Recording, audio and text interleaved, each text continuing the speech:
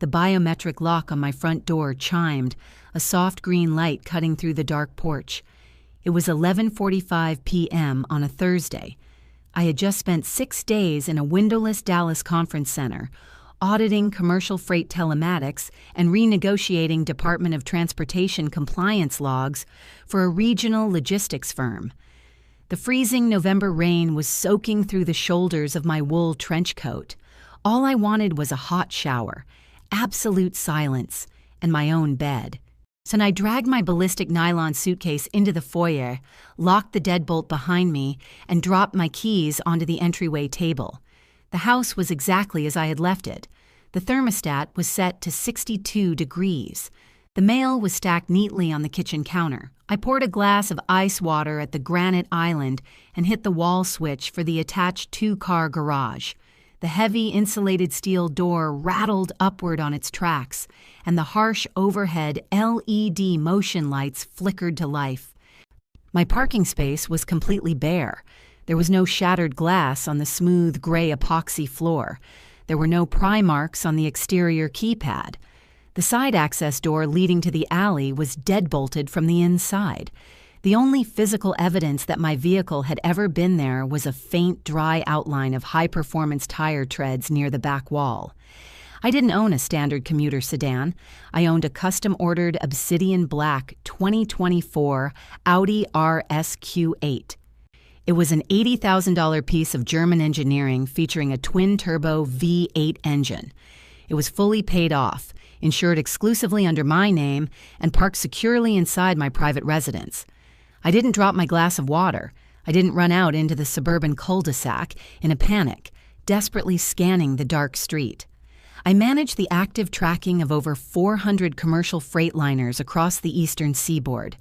I deal with unauthorized detours, hijacked assets, and breach perimeters every single day. I know what a forced entry looks like. And this wasn't one. I walked back into the kitchen, set my glass down, and pulled my smartphone from my coat pocket. I opened the encrypted dashboard from my home security system and accessed the interior garage camera, scrubbing the timeline backward from the current hour. At 2:15 p.m. on Tuesday afternoon, the interior door leading from the kitchen to the garage opened. My mother, Eleanor, stepped into the frame. She wasn't sneaking around. She was casually dressed in her usual suburban country club attire, carrying her designer handbag. Following right behind her was my 24-year-old brother, Chase. Chase was grinning. It wasn't a subtle, appreciative smile. It was the wide, arrogant grin of a kid who had never paid his own rent, let alone an $80,000 luxury performance SUV. He had wrecked 2 leased sedans in the last 3 years, on both of which my father had quietly paid off to avoid severe insurance spikes. In the high-definition video feed, Eleanor reached into her handbag and pulled out a heavy, metallic key fob, not a copy. The original factory spare fob that I kept locked inside a biometric fireproof safe in my home office. Eleanor tossed the fob to Chase.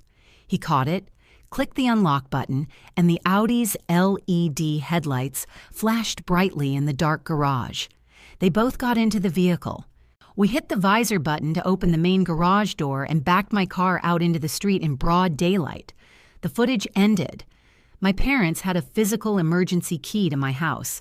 I had given it to them 2 years ago specifically so they could check the basement sump pump if a pipe burst while I was out of the state.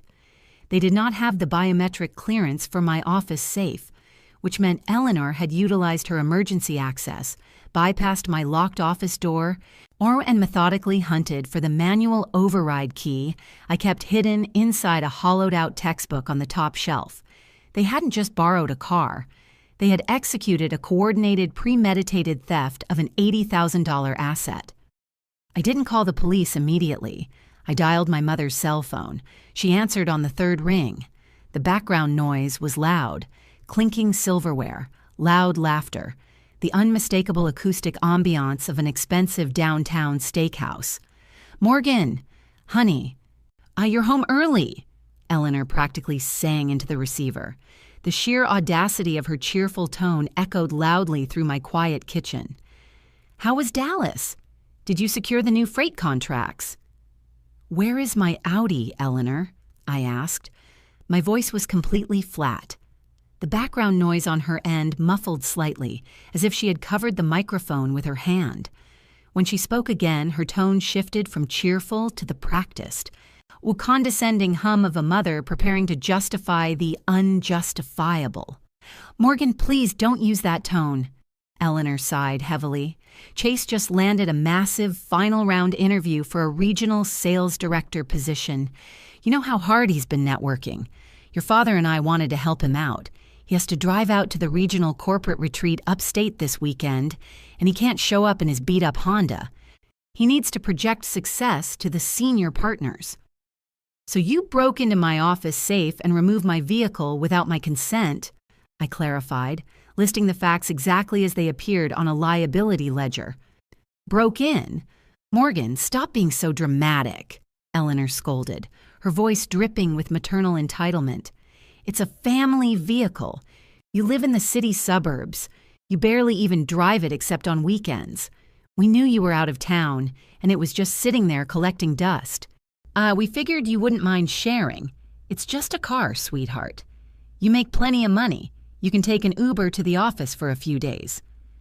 I stared at the empty garage on my security monitor. They had actually convinced themselves that sharing a bloodline functioned as a legal title transfer. They assumed that because I was the older, responsible sibling who quietly paid her own bills and built a career in corporate logistics, I would simply absorb an $80,000 liability risk to avoid ruining a family dinner. You have exactly 30 minutes to instruct Chase to return the Audi to my driveway, park it, and leave the keys on the kitchen counter, I stated cleanly, checking my watch. Or what, Morgan? Eleanor snapped, dropping the sweet mother routine entirely. You're going to call the cops on your own brother on the night we're celebrating his big break over a piece of metal? Do you have any idea how selfish and pathetic that sounds? We are at Capitol Grill right now, paying for his dinner. He is leaving for the corporate retreat in the morning. I am not ruining his weekend because you refuse to be generous. 30 minutes, Eleanor, I repeated. Grow up, Morgan, she scoffed. We'll talk about this at Sunday dinner, when you've calmed down. The call disconnected. She honestly believed that the biological title of mother granted her absolute or unchallengeable immunity from the grand theft of a luxury vehicle. She believed I would just take an Uber to work tomorrow and sit quietly at Sunday dinner, while the golden child destroyed my transmission on a mountain pass. I didn't call her back to argue. Arguing with entitled people who believe they are untouchable is a massive waste of operational bandwidth. I walked into my home office. The door to my fireproof safe was hanging wide open, when the manual override key was sitting casually on my desk pad. I sat down at my desk, opened my laptop, and bypassed the local municipal police precinct entirely. If I called the local beat cops, they would likely classify the situation as a civil family dispute, drive to the steakhouse, and ask my mother to sort it out. I didn't need local cops. I needed the state grid, because the Audi was a fully loaded 2024 RS model. I hadn't just relied on the factory GPS. Yet I had hardwired a commercial-grade, active cellular telematics transponder directly into the OBD2 port, the exact same encrypted hardware I use to track 20-ton freight trucks across international borders. I logged into my secure owner portal. The satellite dashboard loaded instantly. Chase wasn't at the steakhouse. He was currently driving southbound on Interstate 95, 60 miles outside the city limits, moving at 94 miles per hour in a 65 zone. He was driving nearly 30 miles an hour over the speed limit in a 2.5-ton, twin-turbo vehicle that didn't belong to him. I picked up my cell phone and dialed the direct, non-emergency dispatch line for the State Highway Patrol. State Highway Patrol Dispatch, Operator 42, a crisp, professional voice answered. My name is Morgan Ashford, I said, reading the vehicle identification number directly off my laptop screen. Though I am the sole registered owner of a 2024 Obsidian Black Audi RSQ8. The vehicle was removed from my private residence without my authorization. The spare key fob was obtained via forced entry into a locked residential safe. "Are you reporting the vehicle as stolen, ma'am?" the dispatcher asked, the tone immediately shifting from standard intake to rapid data entry. "Yes," I confirmed, my eyes locked on the pulsating red dot on the satellite map. Though I have the live commercial GPS telematics active on my screen. The vehicle is currently southbound on I-95, passing mile marker 112, traveling at 94 miles per hour. The driver is a 24-year-old male. He does not have my permission to operate the vehicle, and he is not listed on the insurance policy. The rapid clacking of a mechanical keyboard echoed through the receiver as the dispatcher fed the coordinates directly into the state highway grid. "We have a lock on the transponder ping, Miss Ashford," the dispatcher confirmed, her voice tightening with protocol. "We are flagging the plate in the National Crime Information Center database now. We have 2 intercept units currently stationed near mile marker 118. Stay on the line. We are initiating a felony traffic stop." "Hold the line, Ms. Ashford," the State Highway Patrol dispatcher instructed smoothly. Her voice was cool, mechanical, horny and entirely devoid of the suburban coddling my mother had just attempted to use on me. I could hear the heavy crackle of encrypted police radio traffic bleeding through her headset. Units 4 and 7 have established a visual on the Obsidian Audi RSQ8 southbound near the exit ramp for State Route 42. Radar confirms the speed at 96 miles per hour in a 65 zone. Does the suspect have a history of violent behavior or known firearms? I sat perfectly still in my home office, my eyes locked on the pulsating red telemetry icon moving steadily across the high-resolution satellite grid on my laptop. "The driver is my 24-year-old brother, Chase Ashford," I replied, my voice perfectly level. "He is currently unarmed. However, he has an extensive, documented history of severe, reckless driving, multiple at-fault collisions, and profound entitlement. He genuinely believes the vehicle belongs to him because my mother handed him the keys, and he will not expect a police intercept." "Understood," the dispatcher noted, the rapid clacking of her mechanical keyboard continuing without a pause. "The vehicle has been officially flagged as a stolen asset in the National Crime Information Center, the NCIC database, under a priority code. Once an NCIC stolen vehicle alert is transmitted to active highway patrol cruisers, the officers do not execute a standard traffic citation, Miss Ashford. They execute a high-risk felony extraction protocol." "Are you prepared to press formal charges when he is placed in custody?" "Yes," I stated without a single second of hesitation. "I am pressing full charges for grand theft auto and the unauthorized use of a commercial motor vehicle." "Copy that, initiating the stop." 65 miles south of my quiet suburban driveway, Chase Ashford was living an $80,000 fantasy. The interior cabin of my 2024 Audi RSQ8 was a masterpiece of German engineering, designed entirely around isolating the driver from the brutal reality of the road. The ambient LED lighting glowed softly in a cool, icy blue. The heavy acoustic dual-pane glass absorbed the massive roar of the twin-turbo V8 engine, and the freezing November rain lashing against the windshield, rendering the cabin virtually silent. My brother was cruising in the passing lane of Interstate 95 at a blistering 96 miles per hour, his left hand casually draped over the top of the heated or perforated leather steering wheel. He had the premium Bang & Olufsen 3D sound system turned up to 60%, the heavy bass vibrating the tinted windows. He hadn't waited until the morning to leave for his supposed corporate networking retreat like my mother had claimed. He had left the steakhouse early, taken my car, and was currently driving southbound toward a luxury casino resort across the state line to show off to his fraternity brothers.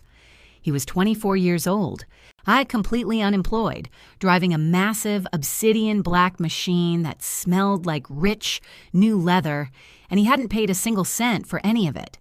As he crossed the overpass near mile marker 116, his cell phone buzzed loudly in the center console. The digital dashboard flashed an incoming call from Eleanor. Chase reached down, hit the steering wheel button to accept the call, and the music automatically lowered. "Chase, honey, where are you right now?" my mother asked through the Bluetooth speakers. Her voice was uncharacteristically tight, the cheerful steakhouse ambiance completely gone. The loud clinking of expensive silverware had been replaced by the muffled sound of a car engine in the background.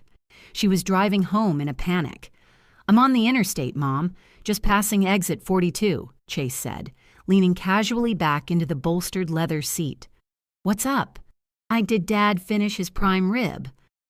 "Morgan is home from Dallas," Eleanor said sharply, skipping the pleasantries entirely. "She called me 20 minutes ago. She noticed the Audi was missing from her garage. I tried to explain to her that it was a family emergency and that you needed it for the corporate retreat, but she gave me a 30-minute ultimatum to return it." Chase rolled his eyes, resting his elbow on the windowsill. "Are you kidding me? Does she seriously care that much about a piece of metal? Tell her to chill out. I'll bring it back on Sunday night." "I did tell her that, Chase," my mother snapped, her maternal patience wearing thin against the friction of reality. "I hung up on her to teach her a lesson, but she bypassed the local precinct. Your father just checked the doorbell camera at her house through his phone app. There are no local cop cars parked in her cul-de-sac, which means she didn't call the beat cops to complain. She might have actually called the state police." Chase let out a sharp, derisive laugh. "Mom, stop. Morgan is a corporate stiff. She is not going to file a grand theft auto charge against her own brother over a weekend joyride. The cops would just laugh at her and tell her it's a civil dispute. You have the spare key. She can't prove I stole it." "Chase, listen to me," Eleanor insisted, genuine anxiety finally bleeding into her tone. "I don't care if she can prove it or not. Turn around right now. I am not risking your final interview tomorrow over a stupid temper tantrum. Take the next exit, drive the car back to her house, and leave the keys on the counter. Your father and I will deal with Morgan at Sunday dinner. Do not push her on this." Chase gripped the steering wheel harder, his knuckles turning white. His arrogant grin vanished, replaced by a deep, petulant scowl, and the idea of surrendering his $80,000 status symbol just to appease his sister enraged him. He wanted the car for the weekend. He needed it for the casino. He wasn't going to let his mother's sudden panic ruin his night. "No, Mom," Chase declared, his voice rising over the hum of the tires on the wet pavement. "I'm not driving 3 hours back in the rain because Morgan threw a fit. I'll text her tomorrow and tell her I took it. It's fine." "Chase Andrew Ashford, you turned that car around this My mother's voice was abruptly cut off, not by a dropped call, but by a blinding, explosive burst of light that completely flooded the interior of the cabin. Chase physically recoiled, throwing his arm up over his face. The rearview mirror was entirely consumed by a blinding wall of strobing red, blue, and white LED lights. It wasn't a single police cruiser pulling him over for a simple speeding ticket. There were 3 massive, or black and white State Highway Patrol Interceptor SUVs actively boxing him in. One cruiser was positioned aggressively on his left rear quarter panel, effectively trapping him against the concrete median. Another was blocking the middle lane to cut off his escape route. The deafening mechanical wail of a dual-tone federal siren instantly overpowered the Bluetooth call, vibrating the acoustic glass of the windows. Chase's survival instinct completely short-circuited. When he had been pulled over twice before in his leased sedans for minor speeding tickets, the local cops had casually walked up to his window, asked for his license, and handed him a citation. But this wasn't a traffic stop. This was a synchronized multi-vehicle tactical intercept. "Mom!" Chase screamed into the Bluetooth microphone, panic finally flooding his veins. "Mom, there are cops everywhere. They are boxing me in." "Chase, pull over immediately," my mother shrieked through the speakers. "Why put your hands on the wheel? Do not argue with them. Just tell them you borrowed the car from your sister. It's a family misunderstanding." The lead interceptor blasted its heavy air horn. 2 short, deafening bursts that commanded absolute compliance. A massive mechanical spotlight snapped on from the roof of the cruiser behind him, completely blinding him in the rear-view mirror. Chase slammed his foot on the massive carbon ceramic brakes, violently decelerating the heavy luxury SUV. He wrenched the steering wheel to the right, tires squealing loudly against the slick concrete as he violently forced the heavy Audi off the active lanes of Interstate 95 and onto the gravel shoulder. The vehicle skidded slightly before coming to a complete, shuddering halt near the metal guardrail. The 3 massive patrol cruisers slammed into park directly behind and beside him, the heavy thud of their doors opening echoing through the rain. Chase frantically reached for the center console, so trying to unbuckle his seatbelt to find his wallet. He assumed an officer was going to casually walk up to his window and ask for his registration. He assumed he could charm his way out of this with a story about a family emergency. He assumed wrong. The deafening, amplified boom of a police PA system completely shattered the silence of the dark highway, entirely drowning out the heavy rain and the idle of the twin-turbo engine. "Driver of the black Audi," the amplified voice commanded, echoing loudly off the surrounding trees. "Turn the engine off. Throw the keys out the driver's side window and extend both hands outside the vehicle. Do it now." Chase froze completely. He dropped his hands into his lap, staring into the driver's side mirror in absolute terror. He couldn't see the officers' faces, but in the harsh, flashing red and blue light, Chase saw the distinct, terrifying silhouettes of 3 state troopers actively using the heavy, reinforced steel doors of their cruisers for tactical cover, and they weren't holding ticket books. 2 of them had their service weapons drawn, and the 3rd officer was aiming a tactical patrol rifle directly at the rear windshield of the Audi. This wasn't a traffic violation. This was a felony takedown. "I said turn the vehicle off and throw the keys out the window." The megaphone roared again, the raw aggression leaving absolutely zero room for negotiation. "If you do not comply immediately, we will deploy lethal force." Chase's entire body began to tremble violently. He frantically hit the ignition button, killing the massive engine. He grabbed the heavy metallic spare key fob from the cup holder, rolled down his tinted window into the freezing sideways rain, and practically threw the keys out onto the wet asphalt. "I threw them!" Chase screamed into the dark, his voice cracking into a high-pitched, pathetic croak. When he instantly shoved both of his shaking hands entirely out the window, palms open. "Please don't shoot. I threw the keys. I'm just a kid."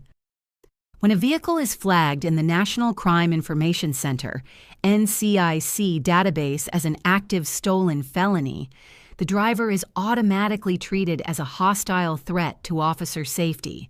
"With your left hand only, pull the exterior door handle," the trooper commanded over the PA. "Open the door, kick it wide, and step out facing away from us."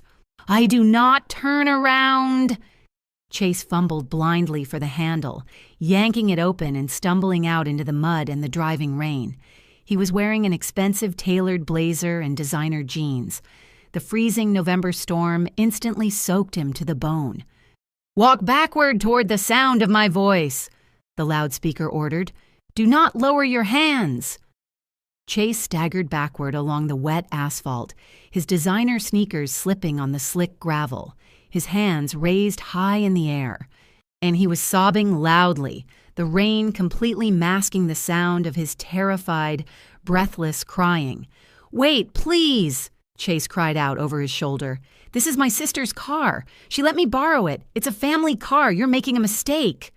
"Stop!" the trooper yelled. "Drop to your knees. Now!" Chase's knees buckled.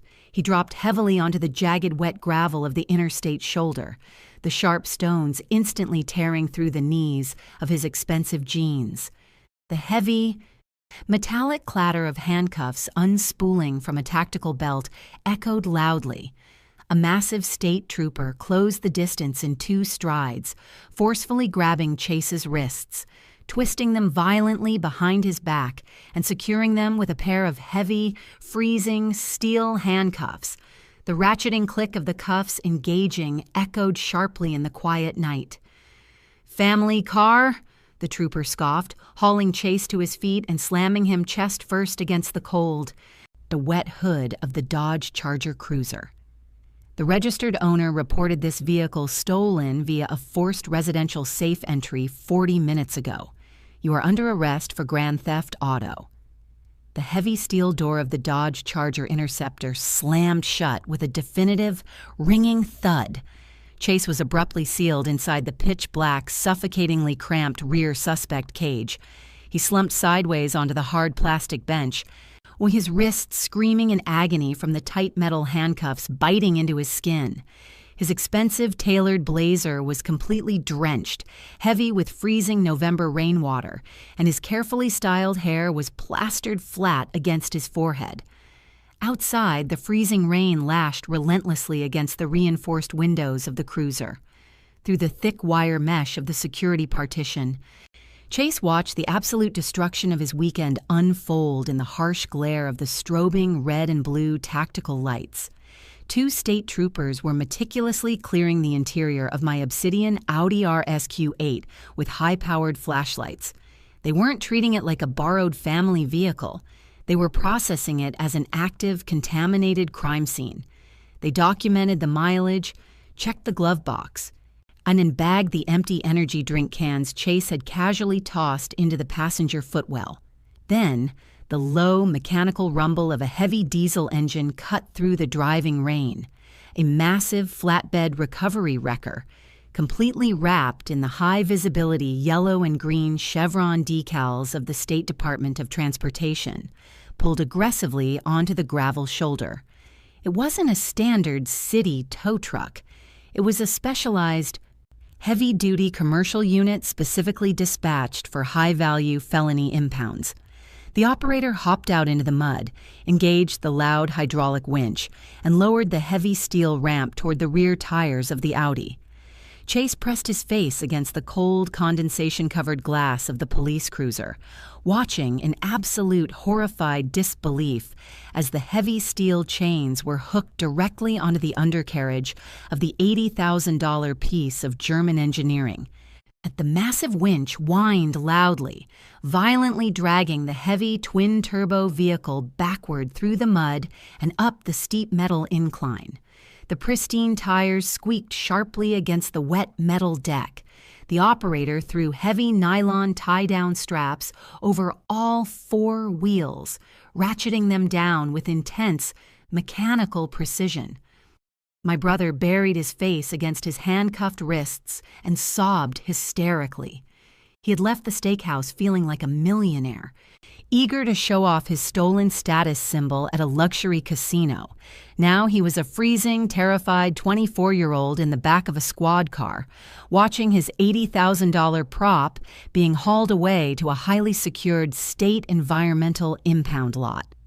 The massive state trooper opened the front driver's side door of the cruiser, slid behind the heavy steering wheel, and wiped the rain from his face. He picked up his police radio and keyed the microphone. "Dispatch. Unit 7, the trooper reported, his voice devoid of any emotion. Suspect is in custody. 1 adult male, 24, transporting him to the county intake facility now for grand theft processing. The stolen asset has been secured and transferred to the primary state impound." The cruiser pulled aggressively off the gravel shoulder, merging back onto Interstate 95.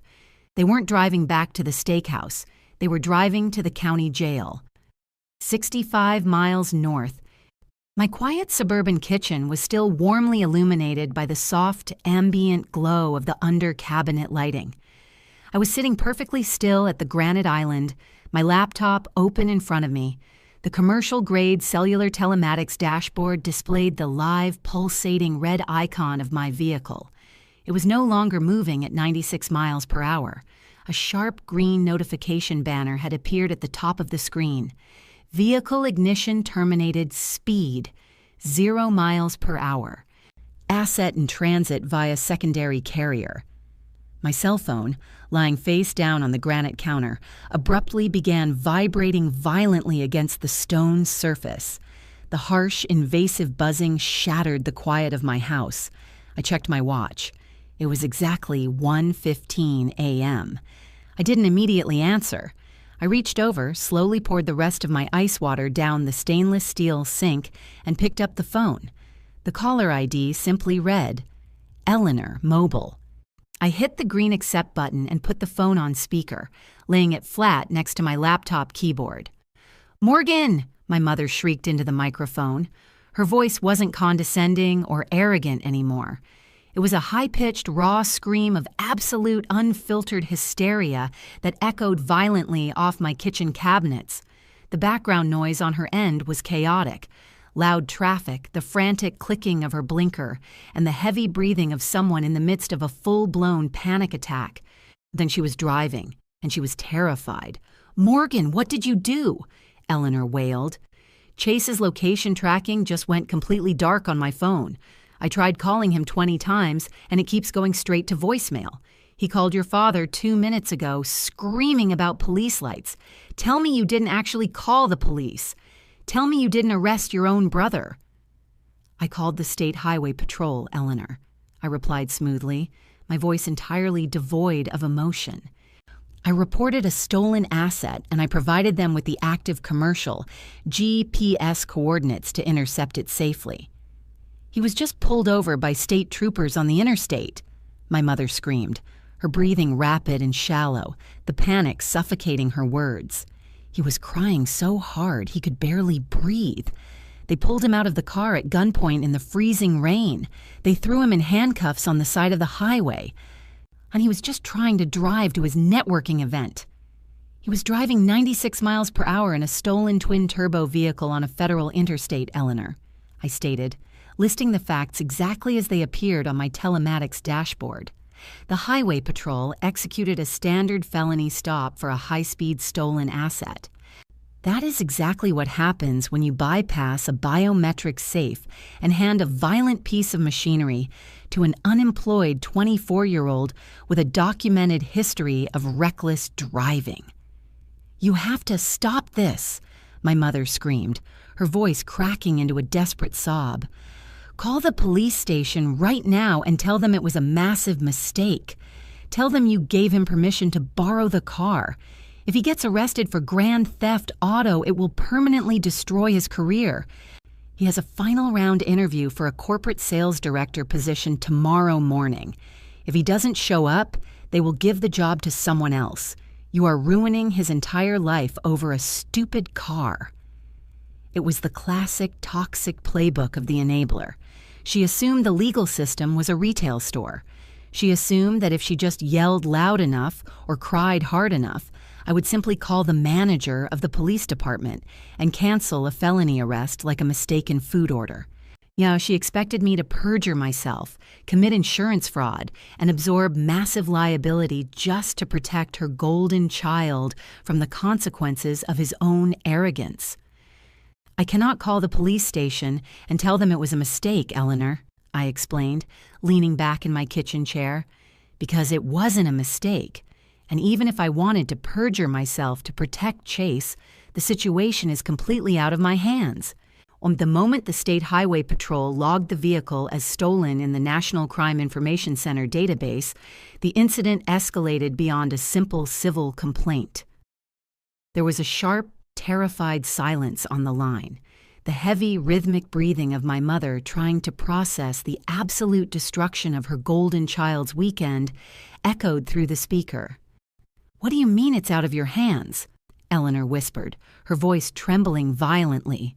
"You are the owner. Why just drop the charges?" "I am the registered owner, yes. I confirmed calmly, turning my laptop screen slightly to view the automated insurance protocol that had just activated in my inbox. But my commercial fleet underwriter holds the liability policy on that $80,000 asset. When a felony theft report is officially filed and a vehicle is violently extracted on a state highway, the insurance company automatically locks the legal file to prevent insurance fraud. I picked up a pen from the counter and tapped it once against my legal pad. If I suddenly call the state troopers and claim I accidentally reported my own car stolen while my brother was driving it nearly 100 miles per hour across state lines, the Insurance Fraud Division will immediately launch a criminal investigation into me for filing a false police report. I continued, my tone flat and mechanical. I am not risking my spotless record, my corporate logistics career, and 10 years in a federal penitentiary to cover up a felony theft you orchestrated. Morgan, please, Eleanor wailed in the background, entirely abandoning reason. I am driving to the precinct right now. I am going to tell the desk sergeant that this is a massive family misunderstanding. I will tell them I gave him the keys and that you are just being vindictive. I will demand they release him immediately. You cannot buy your way out of a grand theft auto charge, Eleanor, I stated cleanly. I am retaining an elite criminal defense attorney right now. My father's deep, booming voice suddenly cut through the speakerphone. He had clearly snatched the phone from my mother's trembling hands. The patriarch of the family, attempting to reclaim control of the chaos. And when this is over, we are completely cutting you off from this family. Do you hear me? You are dead to us, Morgan. Dead. Understood, I said quietly. I disconnected the call, placed the phone face down on my desk, and closed my laptop. They completely failed to realize that when you steal an actively tracked, highly insured corporate asset, the response isn't an argument at a family dinner table. The response is a badge, a gun, and a set of heavy steel handcuffs. At 8:15 a.m. on Friday morning, now the air inside the front lobby of the State Highway Patrol Regional Precinct smelled overwhelmingly like wet wool, industrial floor wax, and stale, burned coffee. The fluorescent lights overhead buzzed with a low, irritating hum that seemed to vibrate directly into the concrete floor. I didn't rush to the station in a panic. I had slept for exactly 6 hours, taken a hot shower, and dressed in a tailored navy blue blazer over a crisp white blouse. And I sat quietly on a hard plastic bench in the corner of the waiting room, holding a slim manila folder and my encrypted smartphone. I had arrived 30 minutes prior to provide my formal, sworn statement to the primary auto theft detective and sign the release authorization for my impounded vehicle. 30 feet away, standing aggressively at the thick, bulletproof glass of the front dispatch desk, were my parents. Arthur and Eleanor had clearly spent the entire night frantically driving around the county trying to locate their golden child. Arthur's usually immaculate suit was severely wrinkled, his tie loosened, and his face flushed a dark, violent red with exhaustion and suppressed rage. Eleanor looked like she had aged 10 years overnight. Her designer makeup was smeared, her hair disheveled, and she was clutching her expensive leather handbag so tightly her knuckles were completely white. I am demanding to see the shift commander immediately!" Arthur bellowed through the small circular speaker grill in the thick plexiglass. His booming, patriarchal voice echoed loudly across the scuffed linoleum floor. My son, Chase Ashford, was violently removed from his vehicle last night on Interstate 95 by your troopers. He was held at gunpoint in the freezing rain over a massive misunderstanding. He is supposed to be at a corporate interview right now, and you have held him in custody for 9 hours without bail. This is false imprisonment. The desk sergeant, a veteran officer with deep bags under his eyes, didn't flinch at the shouting. He simply clicked his computer mouse, staring blankly at his glowing monitor. "Sir, your son is not being held for a traffic citation," the sergeant stated, his voice a flat mechanical drone of municipal exhaustion. Then he was intercepted operating a motor vehicle flagged in the National Crime Information Center as an active, high-priority stolen asset. He is currently in holding cell 3, awaiting transfer to the county courthouse for a felony arraignment on charges of grand theft auto and reckless endangerment. Bail cannot be set until he faces a magistrate. "It wasn't stolen!" Eleanor shrieked, slamming her palm flat against the bulletproof glass. The sudden, a violent smack made a junior officer behind the desk jump slightly. She completely abandoned any pretense of suburban civility. "My daughter, Morgan, is the registered owner of that Audi. She reported it stolen out of pure vindictive spite because we borrowed it while she was out of town. It's a family car. We have the keys. Look at her sitting right there. She's the one who lied to you." Eleanor whipped around, pointing a trembling finger directly at me across the lobby. "Morgan, I get up here right now and tell this officer the truth," Eleanor commanded, her voice cracking into a high-pitched, desperate sob. "Tell him you gave Chase the keys. Tell him you made a mistake. If you don't drop these charges this exact second, I swear to God, we will disown you completely. Chase is losing his entire career because of your temper tantrum." I didn't flinch. I didn't stand up. I simply looked at her, my expression entirely devoid of emotion. "I didn't make a mistake. Eleanor," I said quietly, my voice carrying easily across the empty lobby, "and I didn't give him the keys." The heavy steel door next to the dispatch desk suddenly clicked open. A tall man in a plain gray suit and a slightly loose necktie stepped into the lobby. He carried a heavy black tactical clipboard and a steaming styrofoam cup of coffee. He was Detective Miller, the lead investigator assigned to the Auto Theft Task Force. Then I had spoken to him on the phone at 3 a.m., when the troopers officially processed the Audi into the impound lot. "Mr. and Mrs. Ashford," Detective Miller said, taking a slow sip of his coffee. He didn't look angry. He just looked incredibly tired of dealing with entitled people. "I am Detective Miller. I am handling the felony extraction of the 2024 Audi RSQ8.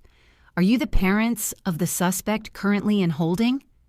Arthur immediately puffed out his chest. Was stepping squarely in front of the detective, attempting to reclaim the physical dominance of the situation. "Yes, we are, Detective," Arthur announced, his booming voice attempting to mask his sheer panic. "And I am formally requesting that you release my son immediately. This entire situation is a catastrophic overreaction by my daughter. She was out of town on business. We had a family emergency. We accessed her home, retrieved the spare key, and allowed our son to use the vehicle to attend a corporate retreat. She is utilizing your department as a weapon in a personal family dispute. There was no theft. The vehicle was borrowed with implied familial consent." It was a brilliant, desperate legal maneuver. Arthur was attempting to legally redefine the theft as unauthorized use or a civil domestic dispute. In many jurisdictions, if a family member has open access to a home and casually borrows a car, the police will often refuse to press felony charges, telling the owner to handle it in civil court. Arthur assumed the police would take one look at a wealthy, well-dressed suburban family and simply let his son walk out the front door with a warning. He assumed wrong. "Implied familial consent," Detective Miller repeated slowly, his tone completely flat. He looked down at his clipboard, then looked directly at my mother. "Mrs. Ashford, did your daughter explicitly give you permission to enter her home and remove the spare key fob for the $80,000 vehicle?" Eleanor instantly saw an opening. She assumed the detective was looking for an excuse to close the paperwork and go home. She assumed that if she confessed to being the primary actor, the police would simply laugh it off. After all, the police don't arrest wealthy, middle-aged suburban mothers for borrowing their daughter's car. "No, Detective, she didn't," Eleanor admitted, her voice dripping with maternal confidence, throwing her shoulders back. She was actively throwing herself on the grenade to save her son, completely unaware that the grenade was already live. Morgan is incredibly selfish with her money. I knew she would say no, but I am her mother. I have an emergency key to her house. So I let myself in, I went into her home office, and I took the spare key fob from her safe. I gave the keys to Chase. I told him he could use it. My son didn't steal anything. He was acting under my explicit permission. Eleanor crossed her arms, a smug, triumphant smirk finally returning to her exhausted face. She looked at me across the lobby, her eyes flashing with pure arrogance. She had just provided her golden child with an ironclad alibi. If she gave him the keys, he couldn't be charged with grand theft auto. Detective Miller didn't smile. He didn't close his clipboard. He took another slow sip of his coffee, the silence in the lobby stretching on for several agonizing seconds. "Let me make sure I understand you clearly, ma'am," Miller said, his voice dropping into a low, dangerous register that instantly commanded the entire room. "You are officially stating on the record inside a police precinct that you utilized an emergency key to enter a private residence without authorization from the owner?" Eleanor frowned, her smug smile faltering slightly. "Well, yes, but it's my daughter's house. I'm not a stranger." "And you are further stating," Miller continued, pulling a pen from his breast pocket, "that you bypassed a locked home office, intentionally located a manual override key, and opened a locked, biometric fireproof safe specifically to remove a high-value automotive asset." Arthur's face suddenly went completely pale. The patriarchal confidence evaporated entirely. He realized exactly what his wife had just done. "Eleanor—" "I stop talking," Arthur hissed, grabbing her arm violently. "Do not say another word." "Why should I stop?" Eleanor snapped, pulling her arm away, completely oblivious to the legal trap closing around her throat. She looked back at the detective, her voice rising in defensive hysteria. "Yes, detective, I opened the safe. I took the key because my son needed a car and she wasn't using it. It's not a crime to borrow a key from your own child." "Actually, ma'am," Detective Miller said, clicking his pen with a sharp, definitive snap, "it is." I finally stood up from the hard plastic bench. I picked up my manila envelope, walked calmly across the linoleum floor, and stopped directly next to the detective. I didn't look at my mother. I looked entirely at Miller. "Detective," I stated smoothly, handing him the envelope. "Inside is a high-resolution, time-stamped flash drive containing the interior security footage of my garage, the foyer, and the home office. It clearly documents two individuals, Eleanor and Chase Ashford, coordinating the unauthorized entry into my biometric safe and the subsequent removal of the vehicle." Eleanor stared at the envelope, her mouth slightly open, the blood completely draining from her face. "Thank you, Ms. Ashford," Miller noted, placing the envelope firmly onto his clipboard. He looked back at my mother, his expression completely devoid of sympathy. "Mrs. Ashford," Miller announced, and his voice echoing loudly off the bulletproof glass, "you just formally confessed to premeditated residential burglary by admitting that you illegally entered a secured safe to remove an $80,000 asset. You did not exonerate your son. You simply admitted to being the primary co-conspirator in a Class B felony." Arthur let out a low, pathetic groan, burying his face in his hands. He stepped entirely away from his wife. "Burglary?" Eleanor whispered, her voice cracking into a high-pitched, pathetic croak. Her knees buckled slightly and she grabbed the edge of the dispatch desk to keep from collapsing. "No, wait, you can't arrest me. I'm a mother. It was just a car. I didn't break anything. I used a key." "You used an emergency key to commit a felony theft, ma'am," Miller corrected smoothly. pulling a pair of heavy steel handcuffs from the back of his belt. And your son is currently sitting in a holding cell because he was caught driving the stolen asset nearly 30 miles over the speed limit. Turn around and place your hands behind your back. The heavy, metallic, ratcheting click of Detective Miller's steel handcuffs engaging around my mother's expensive, manicured wrists echoed violently against the bulletproof glass of the dispatch desk. Eleanor let out a sharp, breathless gasp. The condescending suburban matriarch who had cheerfully told me to stop being dramatic and take an Uber to work just 12 hours earlier completely vanished. Her designer handbag dropped heavily onto the scuffed linoleum floor, spilling her expensive makeup, a set of house keys, and a crumpled receipt from the downtown steakhouse she had visited the night before. "Arthur, tell him to stop," Eleanor wailed, twisting desperately against the detective's unyielding grip. When the harsh fluorescent lights illuminated the absolute, unfiltered terror in her eyes as the cold steel bound her arms behind her back. "Arthur, I'm your wife. Do something. He is arresting me for borrowing a car. This is a family misunderstanding. Tell Morgan to drop the charges." Arthur didn't step forward. The booming, patriarchal confidence that had carried him into the precinct, screaming at the desk sergeant minutes ago, was entirely gone. He took a slow, deliberate step backward, more physically distancing himself from the woman who had just formally confessed to premeditated residential burglary directly to the lead investigator of the auto theft task force. He looked at her, his face completely pale and slick with a cold sweat, realizing that his own legal exposure was dangerously close if he intervened. I wasn't there, Eleanor," Arthur stammered, his voice thin, reedy, and vibrating with an unvarnished survival instinct. He looked wildly around the lobby, raising his hands in a gesture of pathetic surrender to the detective. "I was at work when she went to Morgan's house. I didn't touch the safe. I didn't tell her to take the car. I am not involved in this." Eleanor stopped struggling entirely. She stared at her husband, her mouth slightly open in sheer, horrifying disbelief. He was actively abandoning her to save his own skin, just as quickly as she had abandoned all logic to save their golden child. "You're not involved," Eleanor shrieked, her voice cracking into a high-pitched, pathetic croak. "You paid for the steak dinner to celebrate Chase getting the car.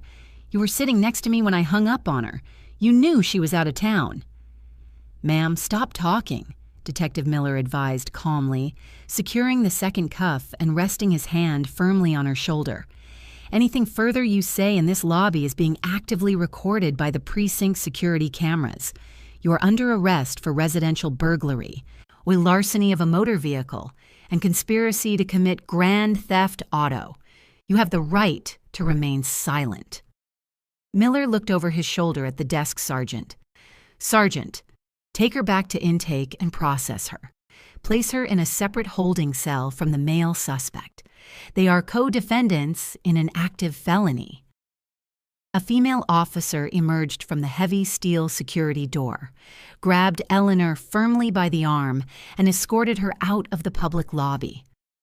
My mother didn't fight back anymore. She just sobbed uncontrollably, her expensive shoes dragging across the floor as the heavy door slammed shut behind her, sealing her inside the massive county jail system.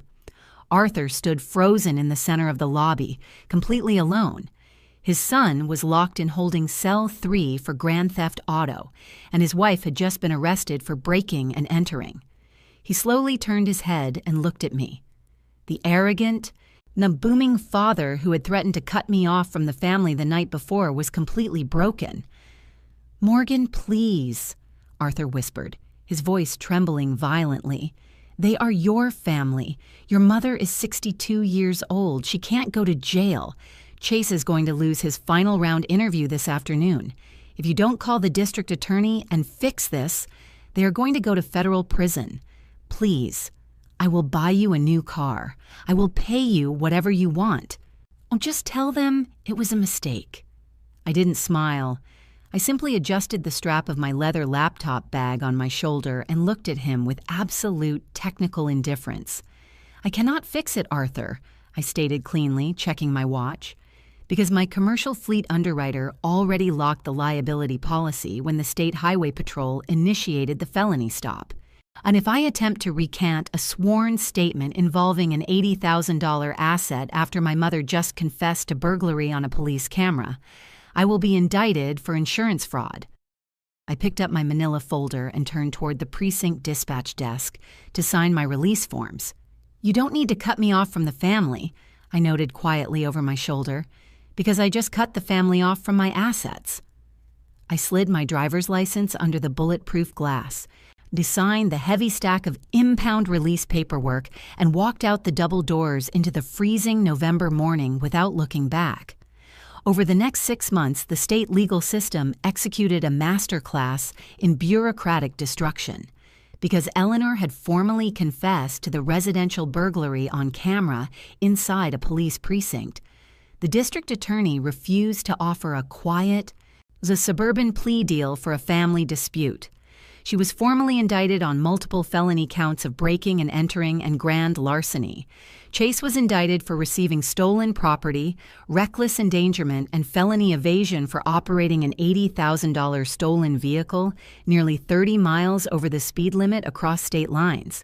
Arthur was forced to completely liquidate his pristine retirement stock portfolio just to post their massive combined bail bonds and retain an elite criminal defense attorney. The exorbitant legal fees completely drained the family's savings. Chase entirely missed his final round interview for the regional sales director position while sitting in the county holding cell. When the corporate hiring manager ran a standard background check and discovered a pending felony grand theft auto charge, they immediately rescinded his candidacy and blacklisted him from the industry. The golden child went from a 24-year-old expecting to drive an $80,000 luxury SUV to a terrified defendant facing years in state prison, forced to take a minimum wage retail job just to pay his court-mandated restitution fees. Eleanor's pristine suburban reputation was completely obliterated. Her country club revoked her membership the exact morning her mugshot was published in the local county arrest log. My commercial insurance policy covered the heavy-duty towing and impound fees for the Audi. The State Highway Patrol released my vehicle back to me 48 hours later, completely unharmed. I hired a specialized security firm to upgrade the biometric locks on all the exterior doors of my house, permanently revoked my parents' emergency access codes, and filed a permanent restraining order against my entire family, which a judge granted without a second of hesitation. They thought they could use a family title to steal a massive, highly insured corporate asset. They thought I would simply panic, absorb the liability, and take an Uber to work to protect my brother's weekend joyride. They completely forgot that a commercial logistics director doesn't argue with car thieves. I just tracked the telemetry, called the Highway Patrol, and let the state handle the rest. If your entitled family broke into your home safe, stole your $80,000 luxury vehicle, and laughed at you when you demanded it back, would you have tracked the car and called the Highway Patrol? Or would you have just let them borrow it to keep the family peace? Tell me your thoughts in the comments below. If you enjoyed this story of absolute satellite track justice, leave a like, subscribe to the channel, and turn on notifications. See you in the next video.